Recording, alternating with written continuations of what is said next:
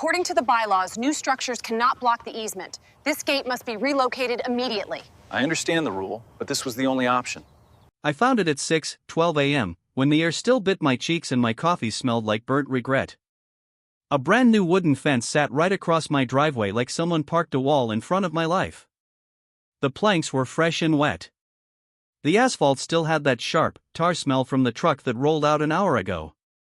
A work light blinked in my neighbor's yard, and a last orange cone tipped over in the gutter like it fainted. I stood there in socks, staring at my own garage like it was a museum exhibit called "You Thought You Owned This." Then my phone buzzed. HOA compliance notice. Immediate access restriction due to hearing outcome. 2 days earlier, on May 3, 2024, they dragged me into a hearing at 7:10 p.m. It lasted 6 minutes. 6. Karen, our board president with the iced smile, kept tapping her pen like it was a gavel. She said my driveway use violated community standards. I asked what that even meant. She said excessive vehicle movement. I work nights. I come home. That's the whole crime. I tried to explain, calm and polite, and she cut me off with a little sigh like I was a toddler explaining dinosaurs. That's when it became my whole mission. HOA built a fence across my driveway after a 6-minute hearing, then I filed the injunction. Because if they could block my car today, they could block anyone tomorrow. I went straight to Karen's house at 9:00 a.m., because I still believed in talking like adults. Her porch smelled like lemon cleaner and fake peace. I knocked. She opened the door 2 inches and smiled like she was posing for a holiday card. I said, "Karen, the fence is on my driveway. I can't get out." She blinked slow and said, "You can use the alley." "We don't have an alley." I told her that. She shrugged and said, "The board voted." I asked for the vote record. She said, "Submit a request in writing." Behind her, I saw 2 other board members sitting on the couch like hostages. They wouldn't look at me. One neighbor across the street pretended to water a dead plant. Everyone was scared to be seen agreeing with me. By noon, my patience was gone, but my plan was clean. No screaming. No accidents. I promised myself I would only use proper channels, because nothing makes a bully panic like paperwork.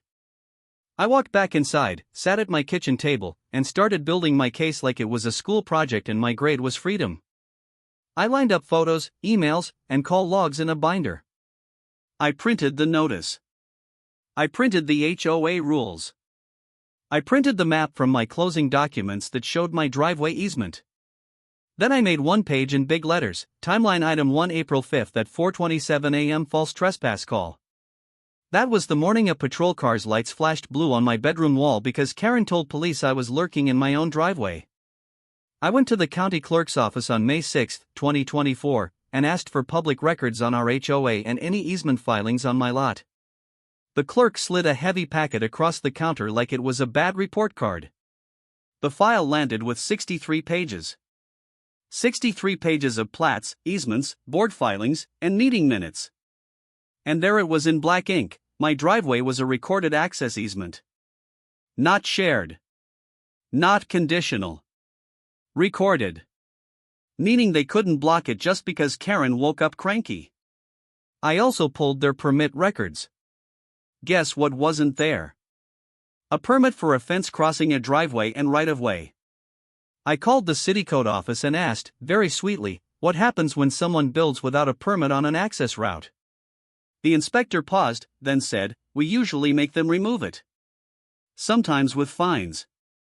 On May 7, 2024, I filed for an emergency injunction. Filing fee, $245, which hurt, but not as much as being trapped like a car in a jar. I attached my binder photos and the public records. I included my timeline. I wrote one simple line the clerk told me to add, and it hit like a hammer: patterns of false reports can be prosecuted. Because Karen didn't just block my driveway, she tried to paint me as a threat, over and over. 3 calls to security in 2 weeks. 2 nuisance complaints logged the same day I parked after work. The next morning, a process server walked right into the HOA office during their monthly meeting. Perfect timing. Karen was mid-speech, acting like the queen of lawn care.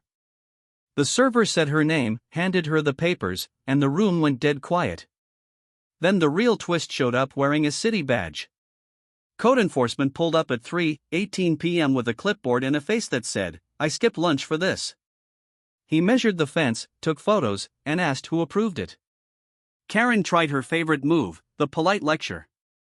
She said, "This is private property." He pointed at the survey and said, "This is an access easement and likely part of the right-of-way. Also, you have no permit." Karen's smile cracked. A neighbor started filming from their porch like they were watching fireworks. Someone whispered, "Finally."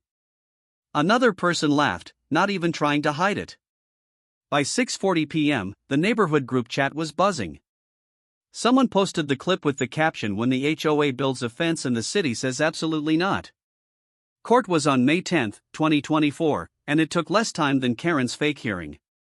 The judge looked at the photos, the easement, and the code notice.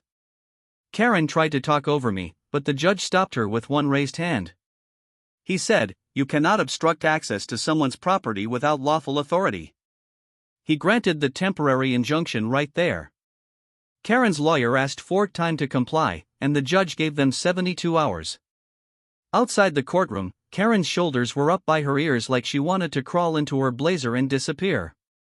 The fence came down the next day. Not gently. Not gracefully. Just men with tools and tired faces, pulling planks out while the whole street happened to be outside. The HOA got hit with a fine. Karen stepped down 2 weeks later, which is fancy talk for being pushed off the stage. Now my driveway is open, quiet, and boring again. The best kind of boring. The same neighbors who wouldn't meet my eyes now wave like they always supported me. One older couple brought me cookies and said, "We didn't know what to do." I told them, "Next time, just don't stay silent." The board updated the rules about hearings, and they have to give real notice in real time. The city posted a reminder about permits, which felt like a public slap, and I love that for us. Some nights, I still see the faint line in the asphalt where the fence post sat, like a scar that makes me grin. Because every time I pull into my garage, I remember the moment Karen learned you can't bully someone who keeps receipts and knows where the courthouse is.